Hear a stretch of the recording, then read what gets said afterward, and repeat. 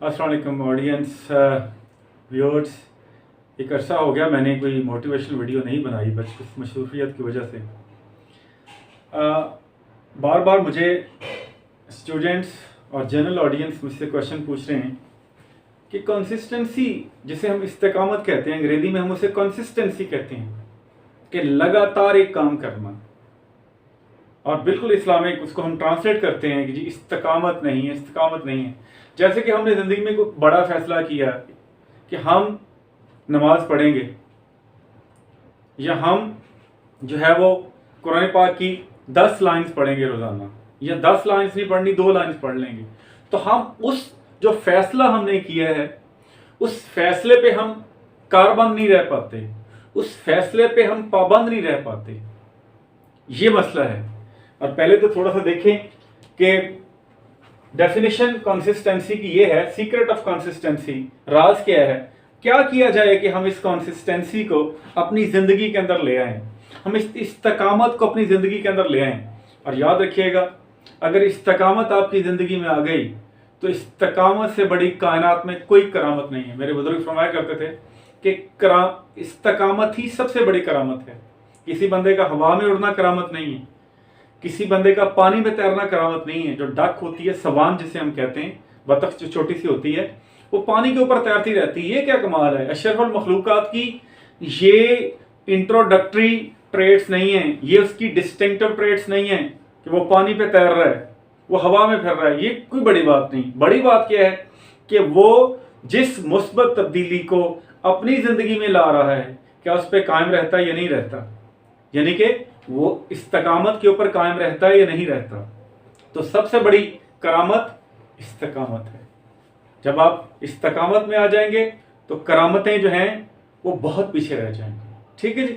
अब मसला क्या है, definition, our ability to stick to any new decision और चेंज ऑफ आवर लाइफ। हमारा जिंदगी में कोई भी नया किया हुआ फैसला, कोई भी नई जो तब्दीली है, उस पर कायम रहना इस्तकामत है। अब मसला इस्तिकामत के साथ क्या हो रहा है कि कॉजेज क्या हैं हमारी इस गैर मुस्तहकम होने की। वजह यह है कि हम जब भी कोई तब्दीली जिंदगी में लाना चाहते हैं तो हम बड़े स्टेप्स लेते हैं। जैसे कुरान पाक का अगर पढ़ना है, या आपने कोई इंग्लिश का नावल भी पढ़ना है, तो आपने टारगेट क्या सेट किया होगा जी, मैंने रोजाना एक नावल खत्म कर लेना है। इससे अगर आप इतने बड़े स्टेप ले रहे हैं तो याद रखिएगा, इस्तकामत आपके करीब नहीं भटकेगी। आप अपने इतने बड़े स्टेप को, इतनी बड़ी रूटीन को, इतने बड़े फैसले तक आप कायम रह सकते हैं एक दिन के लिए, आप कायम रह सकते हैं उस पर 2 दिन के लिए, लेकिन आप उस पर 1 महीने के लिए, सालों के लिए, कई सालों के लिए आप कायम नहीं रह सकते। अगर आप चाहते हैं कि आपकी जिंदगी में इस्तकामत यानी कि कंसिस्टेंसी रहे, तो एक काम करें, आपने जो टारगेट अपने सामने रखा है ना, वो छोटा होना चाहिए। That should be very small and sizeable. बिल्कुल टारगेट ये होना चाहिए कि I will read only 5 lines daily basis, I will read only 10 lines, 5 pages, 2 pages, 3 pages, 7 pages. कोई भी साइजेबल टारगेट रखना है जिसको आप, यानी कि जिसको आप 5 मिनट के अंदर या 10 मिनट के अंदर जो है उसको आप जो है वो परफॉर्म कर लें। अगर आपने ये टारगेट रखा है कि 10 लाइन्स पढ़नी है, तो मेरा ख्याल है 10 लाइन्स कोई भी बंदा पढ़ सकता है। लेकिन वो करेगा क्या, उन 10 लाइन्स को लगातार पढ़ता रहेगा, पढ़ता रहेगा, पढ़ता रहेगा। 10 करके जरा देख लें, अगर आप फिगर भी देख लें, एक बंदे ने ये सोच लिया है कि वो 10 लाइन्स है और रोजाना पढ़ेगा, तो अब देख लें 30 डेज के अंदर उसकी कितनी लाइन्स हो जाएंगी, 300 लाइन्स हो जाएंगी। ये 1 मंथ के अंदर है जो ये फासला तय कर रहा है।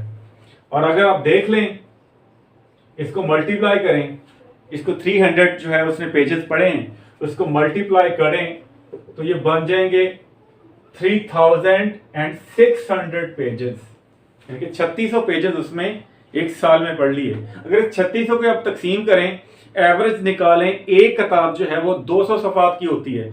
जो स्टैंडर्ड साइज है किताब का वो 200 पेजेस है। 150 भी ठीक है, 200 पेजेस की या 250 पेजेस की जो किताब, वो बेहतरीन किताब होती है। तो वो अब देख लें 3600 पेजेस उसने 1 साल में पढ़े हैं। अब अगर मुझे डिवाइड कर लें, आप 200 पेज को डिवाइड कर लें कि 200 पेजेस कितनी किताबें मेरे बन जाती हैं। अभी डिवाइड करके देख लेते हैं, ये देखिएगा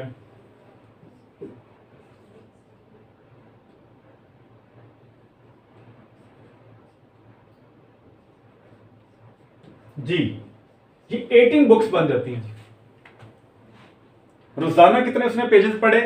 10 पेजेस। और एक साल के अंदर कितनी बुक्स बन गई?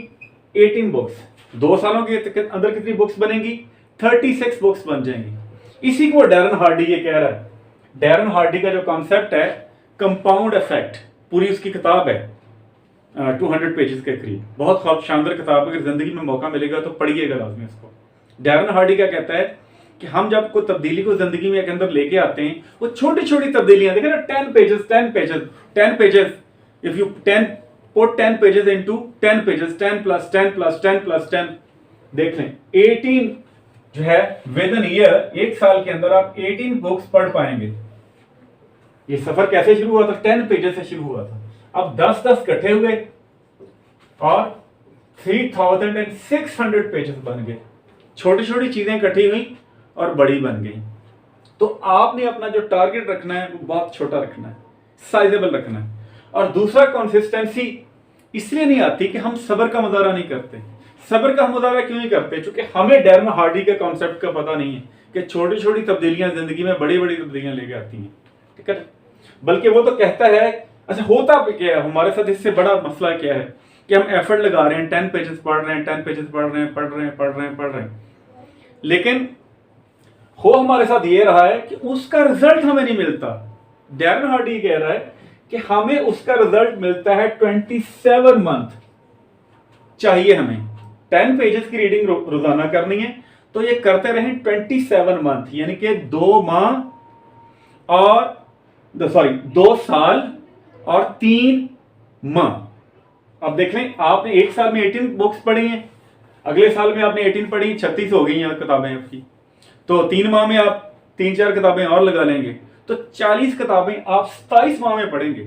अब एक बंदा है जो रोजाना कुछ नहीं पढ़ता, उसका और आपका सफर शुरू हुआ है। आपको एक दिन नतीजा नहीं मिलना, दूसरे दिन भी नहीं मिलना, तीसरे दिन भी नहीं मिलना। होना क्या है, 27 मंथ के बाद आप स्कॉलर बन रहे हैं।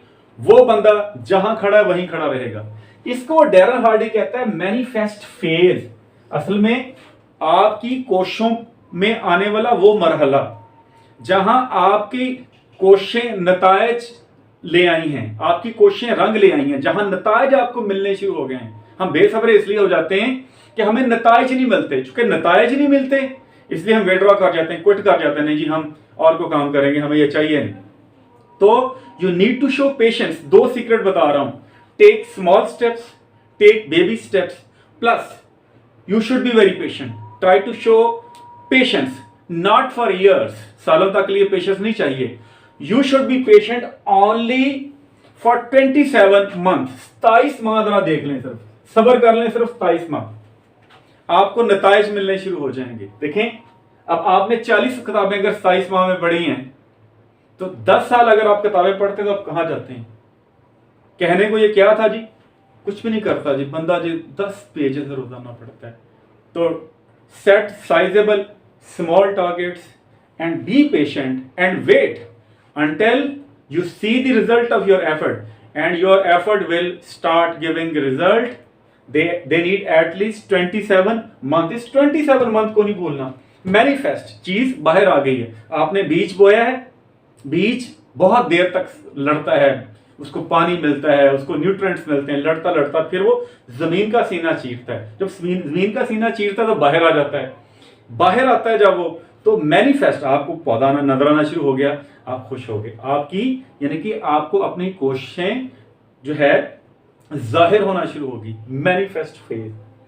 और नेक्स्ट जो है वो हैबिट कैसे आप डेवलप करेंगे, हैबिट के मुतालिक थोड़ी सी मैं बात करूंगा इंशाअल्लाह ताला हमारी अपनी नेक्स्ट वीडियो के अंदर। तो बार बार रिपीट कर रहा हूं, इस्तिकामत के लिए छोटे स्टेप लें, छोटी तब्दीलियां, और नमाज भी आपने शुरू करनी है। अगर नहीं 5 पढ़ी आती, कोई नहीं, 1 शुरू करते हैं। 1 नमाज तो आप पढ़ सकते हैं, 1 2 हो जाएंगे, फिर 3, फिर 4। इस तरह जो छोटी छोटी तब्दीलियों के जरिए आप ऊपर जाते हैं वो हमेशा दायमी होती हैं। इनकलाब कायम नहीं रहते, छोटी तब्दीली बड़े इनकलाब में बदल जाती है अगर आप सब्र का मुताबिक करें।